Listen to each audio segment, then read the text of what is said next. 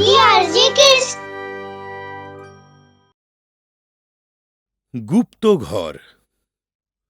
অনেক বছর আগেকার কথা। একটা রাজ্য ছিল, আর সেখানকার রাজা ছিল খুবই নির্দয়। একদিন তার মনে অদ্ভুত এক ভাবনা আসে। আমি আমার রাজ্যে কোনো বৃদ্ধ মানুষকে দেখতে চাই না। মহারাজ, এ আবার কেমন কথা? মহারাজ, আমাদের রাজ্যে কতজন বৃদ্ধ মানুষ আছেন তা কি আপনি জানেন? মন্ত্রী, আমি কিছু শুনতে চাই না। যতজনই থাকুক তাতে আমার কিচ্ছু যায় আসে না। ঠিক বলেছেন মহারাজ, আমি আপনার সাথে সহমত। মহারাজ ক্ষমা করবেন, কিন্তু আমি আপনার সাথে সহমত হতে পারছি না। সিদ্ধার্থ, আমি একবার যা বলি সেটাই হয়ে যায় শেষ কথা। রাজামশাই, আমাদের অনেক আত্মীয় আছেন যাদের বয়স হয়েছে। কি আরম্ভ করেছো তোমরা? মহারাজ, আপনি সিদ্ধার্থের কথা শুনবেন না, ওর তো স্বভাবই এরকম। মন্ত্রী, যতজন বৃদ্ধ আর বৃদ্ধা আছে তাদের সবাইকে আমার রাজ্যের বাইরে বের করে দাও। কিন্তু কেন মহারাজ? কারণ এরা অকর্মা। এরা নতুন কিছু উৎপাদন করে না, শুধু বসে বসে খায়। আমার এমন লোক দরকার নেই। আসলে মানে টানে কিচ্ছু না। আমি যা বলে দিয়েছি সেটাই হবে। এটা আমার আদেশ। মহারাজ, আপনার আদেশ শিরোধার্য। মহারাজ, কিন্তু আমার দাদুর কি হবে? আমি ওনাকে ছেড়ে থাকতে পারবো না। যদি তুমি আমার কথা না শোনো তাহলে আমি তোমাকে শাস্তি দেব। রাজার আদেশ মেনে তার কয়েকজন মন্ত্রী সৈনিকদের সাহায্য নিয়ে রাজ্যের সব বাড়ি বাড়ি গিয়ে একজন একজন করে বয়স্ক মানুষদের জড়ো করে। সেই ফাঁকে সিদ্ধার্থ তাড়াতাড়ি নিজের বাড়ি যায় আর নিজের স্ত্রী শকুন্তলা আর নিজের দাদুকে রাজার আদেশের কথা বলে। দাদু, শকুন্তলা, মহারাজ আদেশ দিয়েছেন যে এই রাজ্যে কোনো বৃদ্ধ মানুষ যেন না থাকে। এ আবার কেমন আদেশ? মহারাজকে বোঝানোর মতো কেউ ছিল না নাকি? বড় মহারাজের মৃত্যুর পরে এই রাজা নিজের খেয়াল খুশিতে চলে। তাহলে এবার আমরা কি করব? আমি আমার দাদুকে ছেড়ে থাকতে পারবো না। এই কথা আমি মহারাজকেও বলেছি, কিন্তু উনি কিছু শুনতেই চাইছেন না। আমার কাছে একটা উপায় আছে।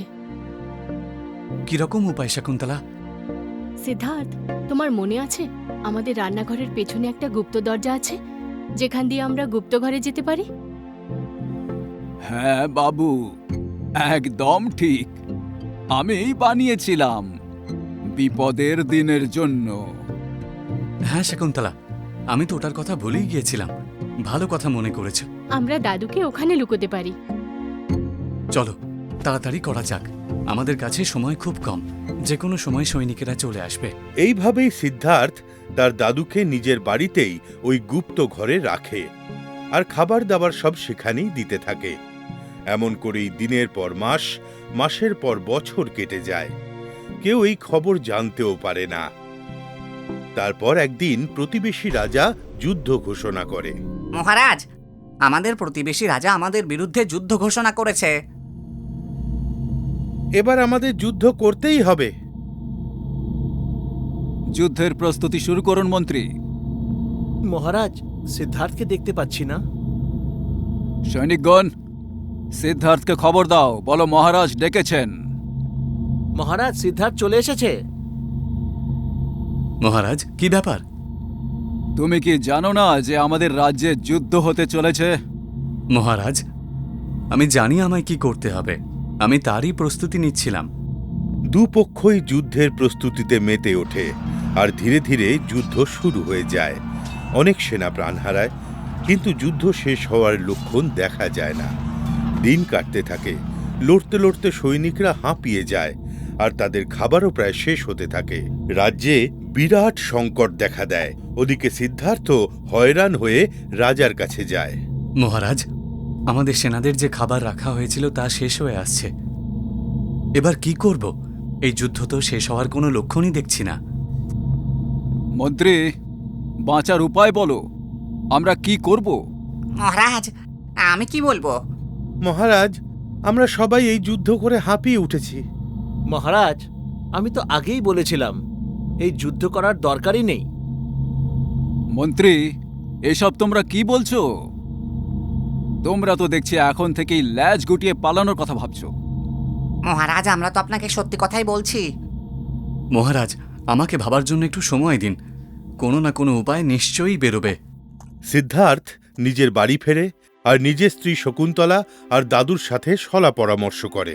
আর তখনই দাদু তাকে একটা কৌশল বলে দেয়। দুশ্চিন্তা করিস না বাবা, আমার কাছে একটা উপায় আছে। কি উপায় দাদু? আপনি আমাকে বলুন, কারণ আপনি তো এখান থেকে বেরোতেও পারবেন না। কোনো ব্যাপার না, আমি তোকেই বলছি। একটু পরিশ্রম হলেও তুই কিন্তু এটাই করিস। কোনো ব্যাপার নয়, আমি পরিশ্রম করতে প্রস্তুত আছি। পিঁপড়েরা শীতকালের কথা ভেবে গরমকালে অনেক পরিশ্রম করে তাদের খাবার জড়ো করে রাখে, আর তার পরিমাণও কিন্তু বেশ অনেক হয়। তোমাদের শুধু ওদের বাসা খুঁজতে হবে। আমার দৃঢ় বিশ্বাস যে সেখানে অনেক খাবার পাওয়া যাবে। অনেক ধন্যবাদ দাদু। আমি এখনই আমার সৈনিকদের সঙ্গে নিয়ে গিয়ে ওগুলো খুঁজে বের করব। এরপরে সিদ্ধার্থ নিজের সৈনিকদের সাথে কথা বলে সোজা ক্ষেতের দিকে রওনা দেয়। ওখানে যখন ওরা যায় তখন চাষিদের কাছে অনেক আনাজপত্র পায়, যা চাষিরা দুঃসময়ের জন্য জমিয়ে রেখেছিল। এখানে আসুন, দেখুন আমি কি পেয়েছি। আপনি একদম ঠিক বলেছিলেন। এই ক্ষেতের গুদামে তো দেখছি অনেক আনাজপত্র আছে। চলুন এগুলো সব এক জায়গায় জড়ো করি আর রাজমহলে নিয়ে যাই। একদম ঠিক বলেছেন আপনি। প্রথমে এই ক্ষেতের কৃষকদের সাথে আমি কথা বলে নিই। ঠিক বলেছেন। মন্ত্রী মশাই, আপনি এখানে কি করছেন? আপনি তো জানেনই যে আমাদের রাজ্যে এখন যুদ্ধ চলছে, আর এখন আমাদের সৈনিকদের আনাজপত্র শেষ হতে চলেছে। তাই আমরা আপনার এই আনাজপত্র চাইছি। আগে মন্ত্রী মশাই, যেমন আপনার ইচ্ছে। আমরা এগুলো খারাপ সময়ের জন্যই রেখেছিলাম। যেমন পিঁপড়ে পরিশ্রম করে তাদের দুর্ভোগের দিনের খাবার মজুত করে, তেমনি আমরাও। এইভাবে সিদ্ধার্থ, মন্ত্রী আর কিছু সৈনিক মিলে সব আনাজপত্র রাজ্যে নিয়ে আসে, আর সবাই খুব খুশি হয়ে যায়।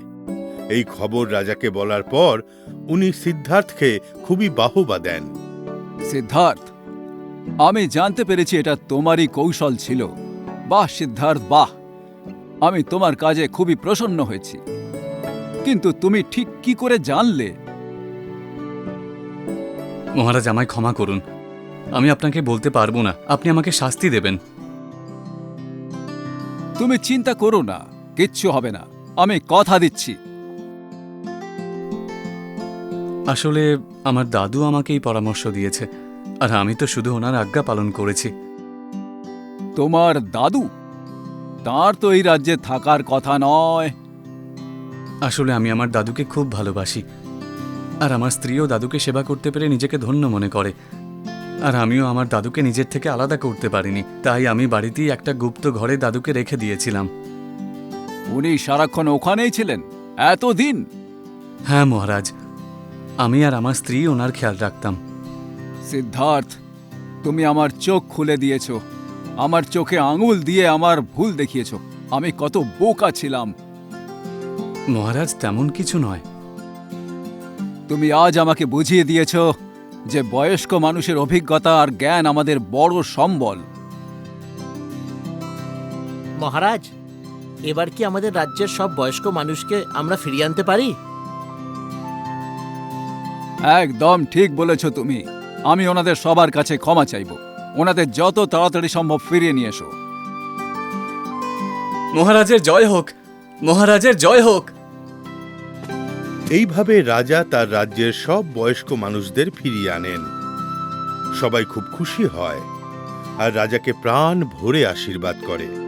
রাজাও তার সেই মন্ত্রীদের বার করে দিলেন যারা কোনো কাজ করত না, শুধু সুরে সুর মেলাত। ধীরে ধীরে রাজ্যের আকাশ বাতাস আবার আনন্দে ভরে ওঠে। বয়স্ক মানুষরা হলেন আমাদের বটবৃক্ষের মতো, তাই তাদের অবহেলা করা ঠিক নয়।